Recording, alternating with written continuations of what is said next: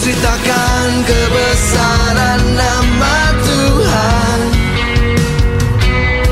di setiap penjuru bumi. Yes, sekali lagi kasih tepuk tangan buat Tuhan.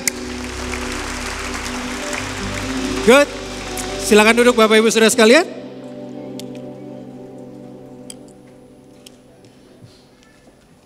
Bagaimana kabarnya pagi hari ini? Masih belum makan, kelihatan belum sarapan pagi. Bagaimana kabarnya pada pagi hari ini? Saya mau dengar yang di atas dong. Bagaimana kabarnya pada pagi hari ini? Bagaimana kabarnya pada pagi hari ini? Make up boleh luntur. Baju boleh luntur. Cintanya Tuhan gak pernah luntur. Is that right ya? Cintanya Tuhan gak pernah luntur dalam kehidupan saya dan saudara loh. Coba lihat kiri kanannya ada yang make upnya luntur gitu. Enggak ya, jangan ya. Memancing keributan kelihatannya pagi-pagi. Good. Hari ini berbicara mengenai bertanggung jawab. Seminggu lalu Pastor Arif sudah khotbahkan dengan sangat jelas. Bapak Ibu harus beli itu CD-nya. Atau ya udah gak zaman katanya beli CD. Dengerin YouTube-nya. Jadi kita punya YouTube. Jadi kalau Bapak Ibu yang gak tahu YouTube, YouTube itu nama tukang bakso yang enggak bukan. YouTube itu ada di internet, Bapak Ibu bisa lihat khotbahnya mungkin setiap hari Rabu atau hari apa udah bisa diupload, Bapak Ibu bisa nonton di gadget. Kemudian saudara akan diberkati. Pastor Arif minggu lalu udah berkhotbah mengenai bertanggung jawab karena selama 1 bulan kita akan berbicara mengenai bertanggung jawab, mengenai responsibility. Beliau berbicara mengenai bertanggung jawab tentang kehidupan. Hari ini berbicara mengenai bertanggung jawab terhadap keuangan. Minggu depan berbicara mengenai bertanggung jawab terhadap kesehatan. Akhir bulan berbicara mengenai bertanggung jawab terhadap generasi penerus. Karena bulan Oktober ini kalau nggak salah adalah bulan Hari Nasional Kaum Muda. Kalau nggak salah ya. Ya Pastor Yohana ya Hari Nasional Kaum Muda. Jadi akhir bulan berbicara mengenai generasi penerus. Dan hari ini berbicara mengenai uang. Kalau ngomongin duit di gereja pagi-pagi tuh enggak banget kelihatannya ya. Lebih enak ngomongin bubur ayam, docelang, sotomi, bakso kelihatan lebih pagi-pagi. Tapi at least kalau saudara perlu tahu dan saudara perlu catat. Bahwa hampir ada sekitar 200 lebih firman Tuhan, ayat-ayat yang di Alkitab yang berbicara mengenai uang, harta, dan kekayaan materi. Ya. Dan kalau saudara nggak percaya itu lebih banyak daripada berbicara mengenai sorga dan neraka. Matius pasal yang ke-6, ayat yang ke-24 kita akan mulai di sini. Matius pasal yang ke-6, ayat yang ke-24. Tak seorang pun dapat mengabdi kepada dua tuan. Karena jika demikian ia akan membenci yang seorang dan mengasihi yang lain. Atau ia akan setia kepada yang seorang dan tidak mengindahkan yang lain. Kamu tidak dapat mengabdi kepada Allah dan kepada Mamon. Untuk pertama kalinya Yesus sedang berbicara di khotbah di bukit. Kalau Bapak tahu Ibu baca Alkitab ini Matius 5 berbicara khotbah Yesus yang pertama di bukit. Khotbah di bukit adalah the golden ways yang Yesus berikan buat kehidupan anak-anaknya, murid-muridnya Tuhan Yesus.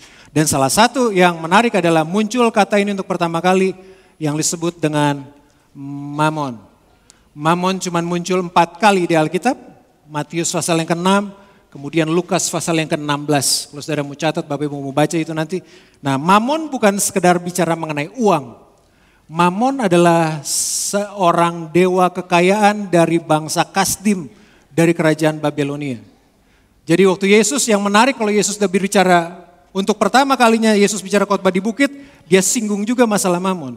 Karena buat Yesus iblis itu bukan tandingannya. Bukan. Tapi buat Yesus yang menjadi tandingan yang serius adalah satu orang dewa yang namanya Mamon. Mamon adalah dewa kekayaan dari kerajaan yang disebut dengan kerajaan Babel. Artinya Babel adalah kekacauan atau kebingungan. Menariknya Matius 6 berbicara Yesus sedang berbicara di tengah murid-muridnya loh. Dia nggak berbicara buat orang di luar yang belum terima Tuhan Yesus. Jadi dengan punya pengertian jadi Matius 6 itu berbicara buat kita gerejanya orang-orang yang ditebus oleh Tuhan. Yesus sedang berbicara gini, kamu nggak bisa mengabdi kepada Tuhan dan kepada Mamon. Punya pengertian kalau gitu bisa jadi, bisa jadi. Ada orang yang mungkin udah terima Tuhan Yesus, bertobat, percaya bahwa Yesus adalah juru selamat, tapi masih terikat dengan Mamon. Sangat mungkin. Karena Alkitab tulis akan hal ini. Mamon memang berbicara bukan sekedar uang dan materi, tapi Mamon berbicara mengenai semua. Ada sebuah spirit, ada sebuah budaya, ada sebuah prinsip yang masuk ke dalam hal yang namanya uang, kekayaan materi, dan lain-lain. Tadi pagi Pastor Yenti, WhatsApp saya sementara saya khotbah tadi pagi, dia berikan saya sebuah gambar ini. Boleh tampilin. What money can buy. Apa yang uang Bisa beli. Uang bisa membeli sebuah ranjang, tapi uang nggak bisa beli tidur yang enak. Uang bisa membeli komputer, tapi uang nggak bisa beli otak. Uang bisa membeli makanan, tapi uang nggak bisa beli selera makan. Uang bisa membeli hal-hal yang bagus, tapi uang nggak bisa membeli keindahan. Uang bisa membeli bangunan rumah, tapi uang nggak bisa beli keluarga. Uang bisa membeli obat, tapi uang nggak bisa membeli kesehatan. Uang bisa membeli hal-hal yang luxury, hal-hal yang mewah, tapi uang nggak bisa membeli sebuah budaya. Uang bisa membeli amusement, apa tuh amusement, sebuah kenikmatan yang sementara, tapi uang nggak bisa beli kebahagiaan. Uang bisa membeli sebuah pengakuan, tapi uang nggak bisa membeli teman. Uang obedience, uang bisa membeli sebuah ketaatan, tapi uang nggak bisa membeli kesetiaan. Uang bisa membeli seks, tapi uang nggak bisa membeli cinta. Kenapa mamon menjadi hal yang penting adalah mamon, tolong munculin ayatnya. Mamon menjanjikan yang kedua tuh, sleep, brain, appetite, beauty, home, health, culture, happiness. Uang bisa menjanjikan kebahagiaan buat saudara. Uang bisa menjanjikan tidur yang enak. Uang bisa menjanjikan security, keamanan. Uang bisa menjanjikan kebahagiaan yang cuman Tuhan bisa berikan itu buat kita dan saudara. Cuman Tuhan yang bisa berikan kita kebahagiaan. Cuman Tuhan yang bisa berikan kita kekuatan. Cuman Tuhan yang bisa memberikan kita tidur yang nyenyak. Saya suka dengar begitu banyak orangnya banyak banget duitnya, tidurnya gak nyenyak loh. Kita seringkali pikir kalau udah punya duit banyak tidurnya gak nyenyak juga. Gak punya duit juga tidur gak nyenyak, punya duit banyak juga tidurnya gak nyenyak juga. Jadi yang pas-pas aja gitu ya. Nah uang gak bisa beli itu semua. Jadi uang menjanjikan begitu banyak hal yang cuman Tuhan bisa berikan itu buat kita. Makanya Tuhan Yesus berkata gini, kamu gak bisa mengabdi kepada dua Tuhan, yaitu kepada Tuhan dan kepada Mamon. Kalau begitu, prinsip apa yang harusnya kita pegang dalam bertanggung jawab mengenai masalah keuangan? Di WC-nya laki-laki, kalau ibu-ibu gak mungkin ke WC laki-laki kan ibaratnya. Kalau bapak-bapak lihat, itu ada tulisan tuh. Bagaimana kita mengelola keuangan, menentukan kualitas kehidupan kita. Nanti kalau lihat di WC-nya laki-laki, bagaimana, hebat juga ya di WC bisa mikir jadinya. Bagaimana mengelola keuangan, itu menentukan kualitas kehidupan kita. Kalau begitu ada prinsip yang Tuhan inginkan. Ada prinsip yang Yesus ajarkan. Yang buat kita, saya gak berdiri sebagai seorang financial planner atau orang yang jago keuangan, enggak. Saya juga duduk untuk belajar kok.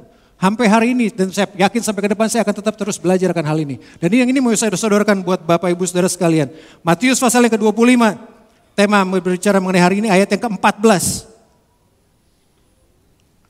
Prinsip yang pertama, kalau saudara mau terlepas, bebas dari yang disebut dengan spirit mamon adalah prinsip ini. Sebab hal kerajaan sorga, mengertilah, sebab hal kerajaan sorga. Jadi ini bukan berlaku buat nanti saudara mati kemudian masuk ke sorga, enggak. Yesus sedang mengajarkan buat murid-muridnya. Sebab hal kerajaan sorga, pengertiannya gini, ada prinsip-prinsip sorga yang Yesus bawa waktu dia hadir ke dunia, yang dia ajarkan kepada kehidupan saya dan saudara supaya begini, waktu kita hidup ada di dunia, waktu kita hidup ada di bumi, waktu kita hidup ada di dunia, kita bisa menghidupi prinsip-prinsip kerajaan sorga ini dan kerajaan sorga ini bisa nyata loh dalam kehidupan kita. Jadi saudara gak perlu mati dulu kemudian untuk merasakan sorga itu saudara gak perlu mati dulu kemudian berangkat ke sorga, enggak. Tapi waktu saudara di bumi, kerajaan sorga itu bisa kita rasain. Sorga itu bisa kita rasain. Makanya Yesus selalu berbicara mengenai kerajaan sorga, dia gak berbicara mengenai yang lain. Kenapa? Itu punya pengertian kita yang masih ada di dunia, masih bisa merasakan sorga. Sebelum kita pergi nanti ke sorga, tapi prinsip-prinsip ini, hal kerajaan sorga berbicara mengenai prinsip kerajaan sorga. Dan berkaitan dengan hal ini Yesus berbicara mengenai duit.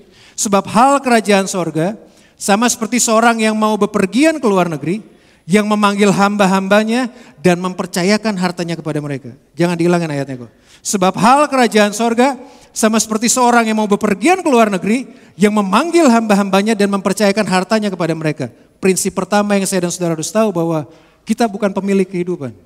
Kita cuma pengelola kehidupan ini. We are not the owners, we are only the managers. Kita tuh bukan yang empunya kehidupan ini. Kita tuh cuma pengelola loh dalam kehidupan ini. Kita cuma pengurus dalam kehidupan ini. Kita bukan yang empunya kehidupan, kita cuma pengelola. Termasuk ini, kita bukan kita loh yang punya waktu kita. Bukan kita yang punya istri kita, pasangan hidup kita, itu bukan punya kita. Itu punyanya Tuhan. Anak yang lahir lewat kehidupan keluarga kita, itu bukan punya kita. Itu punyanya Tuhan. Karena Alkitab berkata Tuhan mempercayakannya kepada kita. Termasuk uang kita. Gak ada satupun yang ada di dunia ini yang hidup manusia yang bisa berkata bahwa ada yang kita miliki dalam kehidupan. Kita cuma pengelola. Kita cuma pengurus dalam kehidupan. Kalau saya tadi kasih contoh. Kalau botol minuman ini adalah punyanya Pastor Agus mana? Pastor Yohana misalnya. Ininya punya Pastor Yohana. Kemudian dia percayakan ini ke saya, dia pinjamkan ini kepada saya. Berarti ini bukan punya saya loh. Saya harus memperlakukan botol ini sesuai dengan apa yang Pastor Yohana mau. Betul? Karena dikasih pinjam sama saya. Dikasih pinjam. Hanya hadir untuk dikelola. Jadi dengan kata lain bagaimana saya harus memperlakukan botol ini seperti instruksi Pastor Yohana. Kalau saya menganggap botol ini punya saya bisa buat semau apa aja buat botol ini. Kenapa ada begitu banyak KDRT terjadi dalam rumah tangga? Karena orang seringkali berpikir suami atau istri adalah punyanya dia. Dia bisa buat apapun yang dia mau. Enggak. Suami, istri, anak itu punyanya Tuhan. Waktu yang Tuhan percayakan itu punyanya Tuhan. Bahkan dompet uang yang ada di bank sekalipun itu punyanya Tuhan. Enggak, itu punyanya gue loh. Kenapa gue bekerja? Betul, saudara bekerja. Yang ngasih saudara pekerjaan kan Tuhan. Segala sesuatu yang ada dalam kehidupan semuanya datangnya daripada Tuhan. Iya, bahkan nafas hidup kan punyanya Tuhan. Saudara bisa dengan gampang kita, enggak loh itu tabungan di bank kan atas nama saya, betul. Tapi siapa yang memberikan kekuatan saudara untuk bekerja? Kalau Tuhan minta kita untuk bayar setiap nafas hidup 10 perak, saudara sanggup? Enggak sanggup kelihatannya. Enggak sanggup, kenapa? Semua yang ada punyanya Tuhan. Semua yang ada di dunia yang diberi, yang kita hidupin sekarang itu adalah punyanya Tuhan. Saya cuman pengelola. Cuman satu yang benar-benar punyanya kita. Itu dosa kita. Dosa itu satu-satunya yang kita miliki yang ada di dunia. Yang lainnya adalah punyanya Tuhan. Jadi gak boleh menjadi orang yang sangat bangga kemudian sombong. No, yang kita miliki dengan waktu, keluarga, harta, pekerjaan, sebut yang saudara mau. Itu semuanya punyanya Tuhan. Itu semuanya punyanya Tuhan, berasal daripada Tuhan. Dan kita semua sangat butuh Tuhan. Saya ingat tetangga saya di rumah. Itu menunjukkan bahwa gini, semuanya tuh Tuhan yang punya. Tangannya tuh gak bisa dari bengkok begini, gak bisa lurus begini. Ini cuma masalah begini doang nih, gak bisa begini gitu. Nah untuk begini ini butuh Tuhan loh. Coba kalau matanya gak bisa ngedip, ikan koi semuanya kita. Ini cuma masalah perkara begini aja butuh Tuhan. Untuk begini diginihin aja dia harus ke dokter bayar 300.000 disuntik. Cuman ngebalikin telunjuk supaya begini doang. Saudara kan bisa dengan enaknya balikin kayak begini, dia akan kesusahan. Setengah mati untuk kayak begitu. Loh itu sebabnya berkata gini, kita butuh Tuhan. Itu menunjukkan bahwa kita bukan pemilik kehidupan loh. Kita cuma pengelola.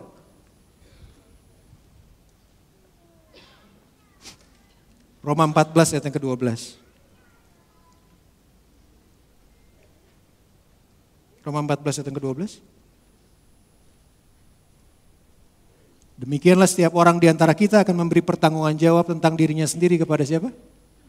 Kenapa harus bertanggung jawab? Karena memang Tuhan percayakan buat saudara. Diberikan buat saudara. Dipercayakan buat saudara. Untuk kita kelola. Kalau saudara mau jadi orang yang bertanggung jawab, saudara perlu mengerti sebuah prinsip yang sangat sederhana. Prinsip yang paling awal, prinsip yang paling mendasar. Bahwa kita hanya cuma pengelola dalam kehidupan. Karena kalau kita cuma menjadi pengelola dalam kehidupan, waktu saudara berumah tangga, berkeluarga, bekerja, berbeda pemikirannya. Berbeda. Karena itu dipercayakan Tuhan buat kita. Pekerjaan yang saudara kerjakan sekarang, itu dipercayakan sorga buat saudara. Halo? Usaha, toko, keluarga yang saudara sedang kerjakan pada saat ini, itu dipercayakan sorga buat saudara. Someday, satu kali nanti, kita semua akan menghadap tahta pengadilan Tuhan, dan Tuhan akan minta pertanggungjawabannya. Karena memang kita bukan pemiliknya. Tuhan pemiliknya. Saya cuma pengelola. Prinsip pertama untuk saudara menjadi orang yang bertanggung jawab terhadap keuangan, saudara perlu mengerti bukan sekedar bicara mengenai keuangan, tapi dalam kehidupan, dalam semua aspeknya, kita cuma pengelola, bukan pemilik. Prinsip yang kedua, kalau saudara mau bicara jawab terhadap keuangan, adalah yang disebut dengan principle of first. Prinsip yang pertama, Yesus tadi bilang, kalau kamu enggak menyembah kepada aku, seorang enggak bisa mengabdi kepada dua Tuhan. Either dia menyembah kepada Tuhan yang satu atau dia akan menyembah kepada Mammon. Nah prinsip yang kedua yang saya share buat saudara adalah the principle of first. Prinsip yang pertama, Keluaran pasal 13 ayat yang pertama dan yang kedua.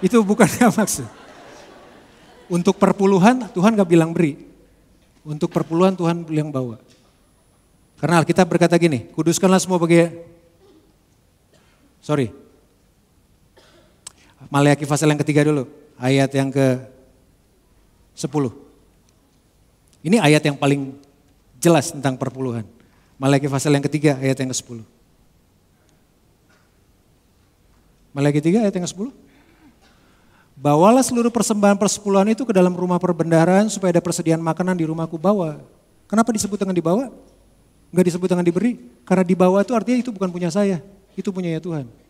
Ingat, tadi waktu itu semua datang daripada Tuhan buat saya. Harusnya kan, semuanya ini kan milik Tuhan. Kalau Tuhan mau, Tuhan ambil 100-nya loh. Itu punyanya Tuhan, bukan punya saudara-saudara bisa komplain pada Tuhan, enggak. Datang berkat daripada dia kok. Semuanya adalah punyanya Tuhan. Tapi Tuhan mengajarkan sebuah prinsip yang sangat sederhana tapi seringkali kita langgar sebetulnya. Dia cuma minta gini, yang pertama keluar dari tangan saudara, itu Alkitab ini, bawa kepada Tuhan. Saya nggak beri, saya bawa kenapa? Karena Alkitab tulis gitu. Itu punyanya Tuhan, bukan punya saya. Yang terjadi adalah kita langsung pikir kata gini, Tuhan dengan 100.000 aja ini kurang. Seringkali saya bertanya gitu loh, untuk berikan persembahan. Untuk 100.000 ini aja saya kurang Tuhan. Bagaimana mungkin saya bisa mencukupi kebutuhan saya kalau saya kasih 10% lagi, 10 lagi buat Tuhan. Kemudian Tuhan cuma jawab gini, menurut kamu 5 roti dan 2 ikan bisa beri makan berapa orang? Wah kalau udah Tuhan tanya begitu udah gak usah dijawab deh. Oh saya ngerti sih, oke itu kan beri makan 5.000 orang, yes. Permasalahannya bukan masalah jumlah. Permasalahannya bukan masalah 10%. Karena waktu saya bawa ini kepada Tuhan, walaupun saya tahu ini gak akan pernah cukup.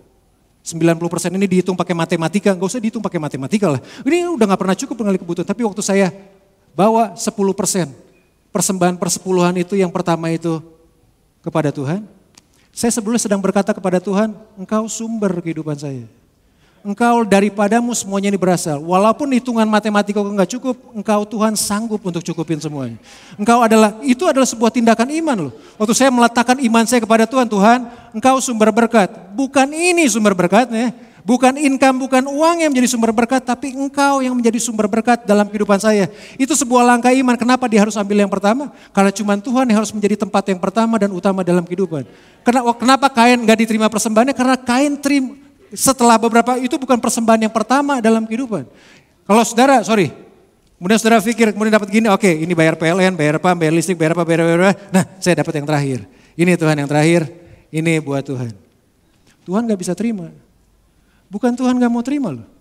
Karena dia gak bisa untuk terima. Itu ibaratnya kalau di perjanjian lama, dia sedang menerima domba yang cacat. Dan Tuhan gak bisa terima domba yang cacat. Kenapa? Karena Tuhan adalah yang paling utama dalam kehidupan. Dia pemilik yang utama loh dalam kehidupan. Saudara, Tuhan kita tuh KW 1 super aja dia gak bisa terima. Dia terimanya yang orisinil. Demikian juga waktu saya mempersembahkan 10% ini, bawa kepada persembahan kepada rumahnya Tuhan. Tuhan tuh cuma memastikan begini. 2, 3, 4, 5, 6, 7, 8, 9, 10. Sisanya yang 9 ada tangan Tuhan di sana. Waktu saudara persembahkan yang pertama, yang paling utama, sebelum saudara berbuat apapun juga, saudara letakkan ini ke tangannya Tuhan. Ini aku kembalikan loh Tuhan. Pertanyaannya adalah begini, Tuhan seringkali kita dapat 100.000, kenapa gak dapat 1 juta Tuhan? Tuhan cuma bilang gini, 10% dari 100.000 aja lu gak bayar, kenapa gua harus kasih 1 juta? Jangan minta 1 miliar lah. Untuk 10% Alkitab tulisnya kejam. Maleakhi pasal yang ketiga tadi, tolong. Yang ke-10. Ayat yang ke-8 soalnya, Ayat yang ke-8. Jangan dipegangin terus duitnya. Gak apa-apa. Ayat yang ke-8. Bolehkah manusia menipu Allah? Namun kamu menipu aku, tetapi kamu berkata dengan cara bagaimana kami menipu engkau? Mengenai persembahan persepuluhan dan persembahan khusus. Heran. Itu katanya terlalu manis sebetulnya menipu. Itu terjemahan bahasa Inggris Tuhan berkata gini, kamu merampok aku. Dan dia sedang bicara buat Israel, buat orang-orang yang ditebus oleh dia. Kamu merampok aku. Bagaimana caranya kami merampok kamu? Karena kamu gak mempersembahkan yang pertama ini kepada Tuhan. Waktu saudara pegang ini di tangan saudara dan saudara gak persembahkan itu kepada Tuhan, kita sedang menipu Tuhan, kita sedang merampok Tuhan. Bagaimana mungkin Tuhan mau bisa berikan lebih kalau untuk 10% aja kita gak bisa kembaliin. Kita hidup di Indonesia, kalau saudara makan apapun juga, kan ada yang disebut dengan PPN, pajak pertambahan nilai itu 10%. Saudara bisa nego ke orangnya, Pak jangan 10%, 5% aja. Nggak bisa. Sama juga ini prinsipnya, nggak bisa ditawar. Tuhan harusnya punya semuanya loh. Semuanya, tapi Tuhan cuma bisa gini. Kembalikan yang 10% kepada tangannya Tuhan. Karena waktu kita kembalikan itu 10% kepada tangannya Tuhan, saya sedang beriman kepada Tuhan. Engkau sanggup untuk cukupkan semuanya. Dan saya harus beritahu, 9 ini, dengan ada tangan Tuhan di atas 9 ini, sanggup mengerjakan lebih banyak dibanding 100 yang saya pegang tadi dengan tangan saya sendiri. 5 roti dan 2 ikan di tangan seorang anak kecil cuma bisa beri makan seorang anak kecil. Tapi 5 roti dan 2 ikan di tangannya Tuhan, 5.000 orang laki-laki. Bisa terima ke semua, berkat dari sana semua. Jadi pertanyaannya bukan masalah jumlahnya, pertanyaannya cuma masalah hatinya. Saudara mau cukupkah untuk beriman, untuk menaruh Tuhan sebagai Tuhan yang utama dalam kehidupan? Sebagai yang pertama dalam kehidupan. Karena memang cuma dia yang pertama. Dia gak bisa terima yang kedua, dia gak bisa terima yang ketiga, dia gak bisa terima yang keempat. Dia adalah Tuhan yang utama. Saudara sedang meletakkan iman saudara, berpegangan pada Tuhan sumber berkat. Walaupun hitungan matematikanya gak cukup, tapi Tuhan akan selalu mencukupkan dengan caranya. Thank you bos. Thank you bro. Mau dibawa? Oh gak usah. Jangan. Loh itu prinsipnya loh. Kembalikan yang pertama. Maliaki itu sangat, kalau saudara gak kembalikan yang pertama, saudara sedang merampok Tuhan. Kalau saudara pegang ini dalam tangan saudara, ini gak akan pernah bisa melakukan apapun juga. Tapi waktu 10%-nya dikembalikan kepada Tuhan. Itu bisa 90% yang saudara pegang dengan tangan saudara dan ada berkat Tuhan di sana, itu sanggup melakukan banyak hal. Kami mendapatinya. Saya berbicara gini karena saya mengalaminya. Saya menghidupinya 5-6 tahun yang lalu. Nah Maliaki pasal 3 sebelum saya selesai dengan Maliaki pasal yang ketiga tadi, ayat yang ke-8. Bolehkah manusia menipu Allah? Ayat yang ke-8. Bolehkah manusia menipu Allah namun kamu menipu aku? Tetapi kamu berkata dengan cara bagaimanakah kami menipu engkau mengenai persembahan persepuluhan dan persembahan khusus. Ayat selanjutnya. Kamu telah kena kutuk. Waktu saudara pegangin semua yang menjadi haknya Tuhan, yang harusnya dipersembahkan kepada Tuhan dalam tangan saudara, you are under a curse. Dan itu bukan saya yang ngomong loh, itu Alkitab yang berkata, kamu telah kena kutuk. Tetapi kamu masih menipu aku, ya kamu seluruh bangsa. Ayat yang ke-10, nah ayatnya ada lagi nih. Bawalah seluruh persembahan persepuluhan itu ke dalam rumah perbendaharaan, supaya ada persediaan makanan di rumahku dan ujilah aku. Saya suka. Satu-satunya area dalam kehidupan saya dan saudara yang Tuhan berkata, coba gue, tes gue. Waktu saudara persembahkan itu kepada Tuhan, bawa itu kepada Tuhan, Tuhan berkata, ujilah aku, lihat. Tes aku, apakah aku gak akan membukakan bagimu tingkap-tingkap langit? Wah, dan mencurahkan berkat kepadamu sampai berkelimpahan. Tuhan cuma berkata ini, tes aku. Tes perkataanku apakah benar? Itu kata uji lagi itu seperti orang yang sedang menguji emas dan menguji api. Tuhan cuma berkata gini, tes apakah janjiku tetap setia buat kamu. Waktu kamu belajar untuk persembahkan yang 10% ini kepada Tuhan. Apakah aku tidak akan membukakan bagimu tingkap-tingkap langit dan mencurahkan berkat kepadamu sampai berkelimpahan. Gak cukup sampai di situ loh. Ayat yang selanjutnya. Aku akan menghardik bagimu belalang pelahap supaya jangan dihabisinya hasil tanahmu dan supaya jangan pohon anggur di padang tidak berbuah bagimu. Bayangin, beberapa pengkhotbah di Amerika, pengkhotbah yang saya dengar waktu saya bicara gini, bahkan begini, tithing perpuluhan itu berbicara mengenai peperangan rohani. Bayangin, waktu saudara mempersembahkan 10% bawa itu kepada Tuhan, Tuhan sendiri sedang berjaga di depan saudara. Aku akan hardik belalang pelahap dalam kehidupan kamu sekalian. Bukan berarti kalau saudara bayar bawa perpuluhan ini kepada Tuhan, kemudian saudara gak berhadapan dengan resesi, enggak. Tapi waktu saudara persembahkan itu kepada Tuhan, Tuhan menjamin bahwa dia selalu menyertai kehidupan saya dan saudara. Penyertaannya selalu sempurna. Provisinya semuanya selalu sempurna karena saya sedang gak bergantung pada seberapa besar jumlah uang yang saya miliki, tapi saya sedang bergantung pada seorang pribadi yang gak pernah tergoncangkan dalam kehidupan. Dan dia bisa berikan apapun juga loh. Dia bisa buat padang gurun mengalirkan air, dia bisa membuat apapun juga dalam kehidupan kita semua. Dan dia bisa buat kalau kita lakukan prinsip itu. Kalau saudara berpikir bagaimana terlepas dari prinsipnya Mammon, prinsip yang tadi we are not the owners, we are the managers, dan prinsip yang kedua is the principle of first. Prinsip yang pertama. Dan Alkitab berkata gini, ujilah aku kata Tuhan, bukan sekedar ujilah aku. Bahwa itu sebenarnya juga ujian buat kita. Untuk pertama kali saudara dapat gaji di akhir bulan, itu adalah sebuah ujian buat saya dan saudara. Apakah kita langsung persembahkan yang pertama untuk Tuhan, atau tetap kita keep aja itu dulu buat kehidupan kita semua. Selalu, apakah saudara dapat income, kalau usaha punya pengertian income, saudara masuk setiap akhir bulan atau setiap apapun yang masuk ke rekening saudara. Siapa yang paling pertama keluar dari tangan saudara? Waktu kita menghormati Tuhan dengan cara begini, saya bilang tadi, bagaimana mungkin kita percaya, bagaimana kekayaan bangsa-bangsa akan masuk dalam rumah Tuhan, betul. Pertanyaan saya lewat siapa? Lewat kita, anak-anaknya. Walaupun ini berbicara mengenai marketplace. Tapi bagaimana itu bisa masuk ke dalam tangan kita? Kalau kita nggak setia dengan prinsip yang Tuhan ajarkan dalam kehidupan kita, kita sedang curi dari Tuhan. Matius. Lukas pasal yang ke-16, ayat yang ke-12.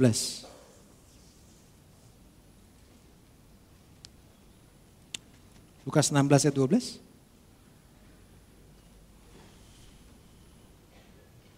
Dan jikalau kamu tidak setia dalam harta orang lain bisa harta bos, apa segala, tapi in case of ini adalah Tuhan kan harta orang lain. Jika kamu tidak setia dalam harta orang lain, siapakah yang akan menyerahkan hartamu sendiri kepada kamu? Kalau engkau nggak setia dalam harta orang lain, siapakah yang menyerahkan hartamu sendiri kepadamu? Pengertiannya begini, ada harta yang udah ada tulisan nama kita, yang udah Tuhan siapin buat kita, yang belum ada di tangan kita. Itu sangat tergantung dari bagaimana kita mengelola harta orang lain yang ada di tangan kita. Lagi sekali, Alkitab berkata, jika kamu tidak setia dalam harta orang lain, siapakah yang akan menyerahkan hartamu sendiri kepadamu? Ada harta punya kita, yang ada nggak tahu ada di mana, yang luar ada nama kita di sana dan Tuhan nggak pernah salah nama, ada nama kita di sana yang belum ada di tangan kita. Dan itu sangat tergantung dari bagaimana kita mengelola harta orang lain yang ada di tangan kita sekarang. Ada harta kita yang nggak tahu ada di mana, yang Tuhan sedang taruh, sedang persiapkan ada di mana. Dan itu sangat tergantung bagaimana harta itu bisa masuk ke tangan kita. Itu sangat tergantung dari bagaimana saya bertanggung jawab buat hartanya orang lain yang sekarang saya pegang di tangan kita. Harta orang lain kan bisa bicara dengan hartanya Tuhan, bisa berbicara dengan harta yang lain. Tapi itu sangat tergantung dari bagaimana kita mengelola apa yang ada di tangan kita pada saat ini. Raja yang paling kaya, yang paling berhikmat, yang namanya Salomo tulis ini di Amsal pasal yang ketiga. Ayat yang ke-9.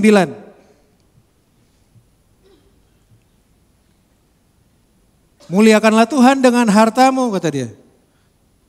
Dan dengan hasil pertama dari segala penghasilanmu.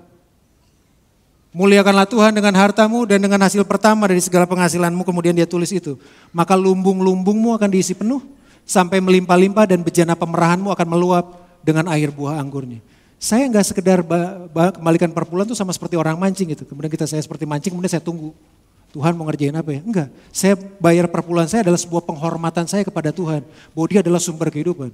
Saya enggak seperti mancing, kalau saudara mancing ikan paus, misalnya ikan paus dipancing sih. Sorry, makan ikan kakap lah, kemudian saudara pakai ikan apa tuh. Misalnya pakai, seperti kita lagi mancing pakai kail, kemudian kita tungguin Tuhan. Wah, Tuhan mau ngapain nih? Enggak. Saya memberi bukan masalah kayak gitu. Saya bayar bukan masalah gitu. Saya bayar karena saya sedang menghormati Tuhan. Memuliakan Tuhan dengan harta. Kalau dengan harta yang kelihatan aja kita gak bisa memuliakan nama Tuhan, bagaimana dengan yang tidak kelihatan? Bagaimana dengan Tuhan? Dan uang itu bisa ngomong.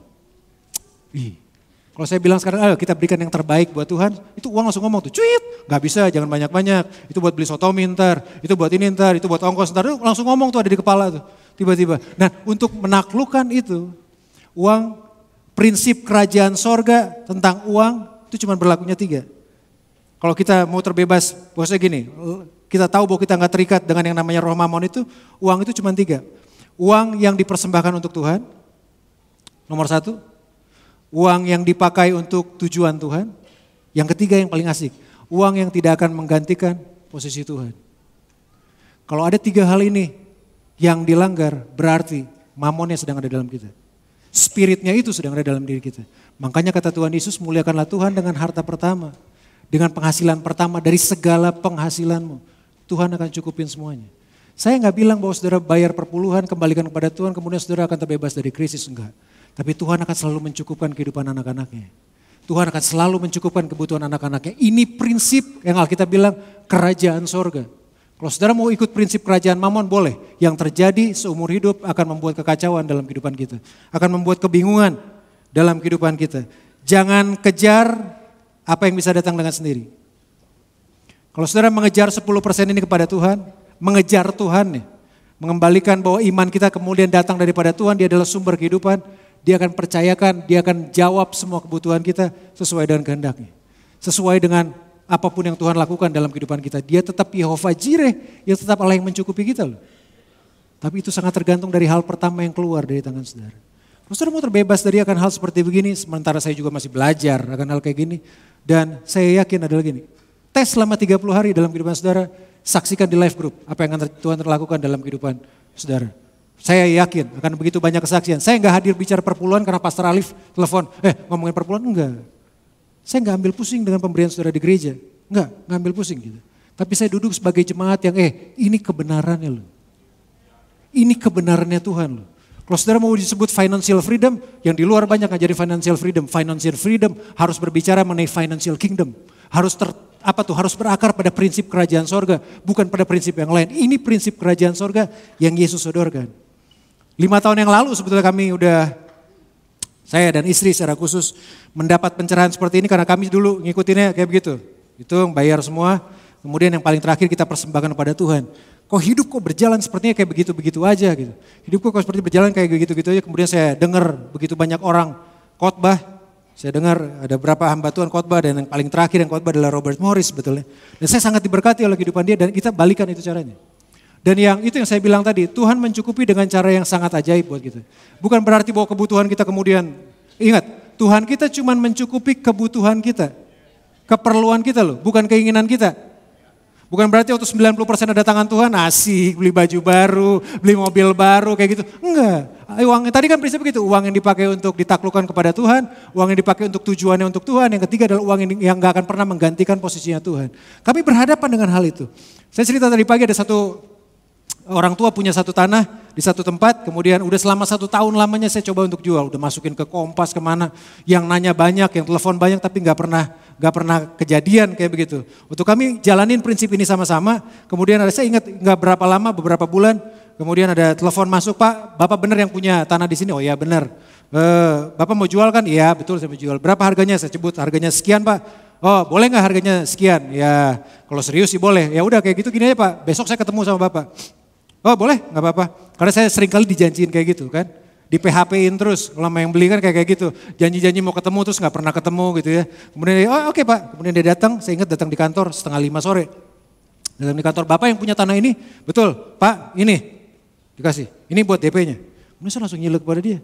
Bapak bener gak nih tanahnya? Saya kemudian tanya dia, Bapak bener gak lihat tanahnya yang di daerah ini, yang ini kayak gini. Jadi saya keder duluan, jangan-jangan tanah orang lain dia sangka tanah saya lagi ibaratnya. Enggak kan ibaratnya, oh iya tanahnya bener. Oh iya bener Pak. Kemudian dia balik nanya, Bapak bener gak yang punya nih? Jangan-jangan bukan yang punya nih, jadi pusing saya jadinya.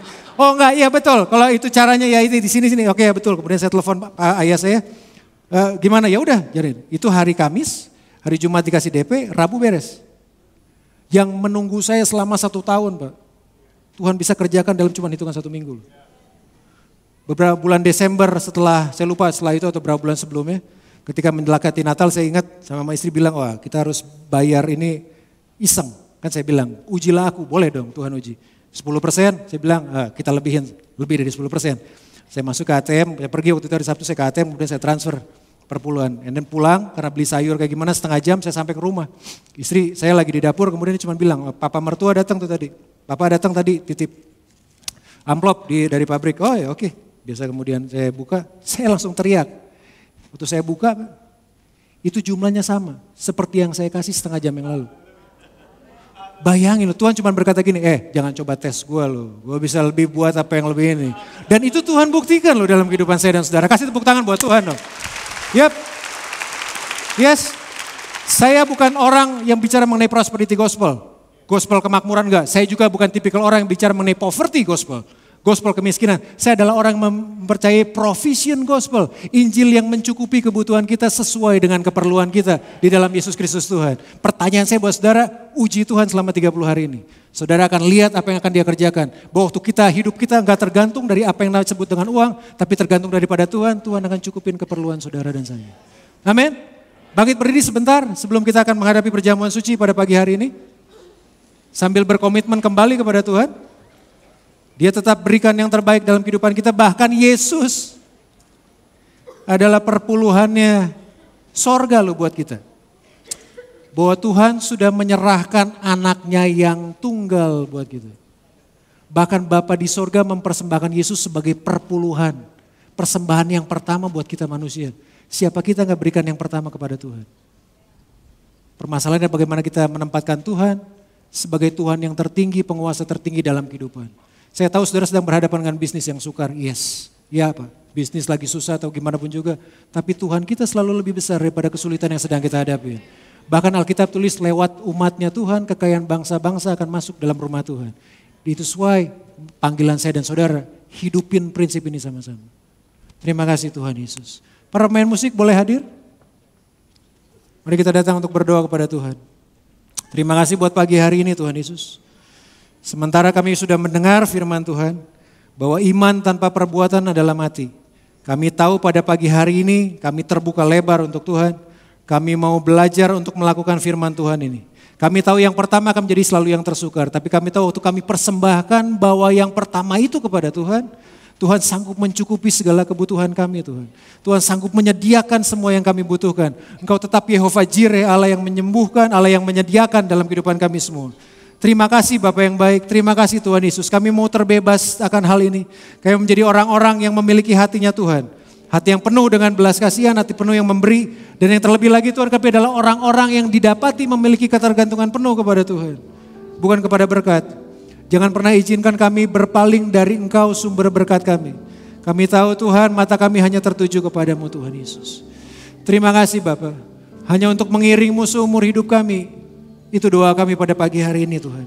Dengan apa yang kami bisa, dengan uang kami, dengan waktu kami, dengan tenaga kami Tuhan. Thank you Jesus. Terima kasih Tuhan Yesus.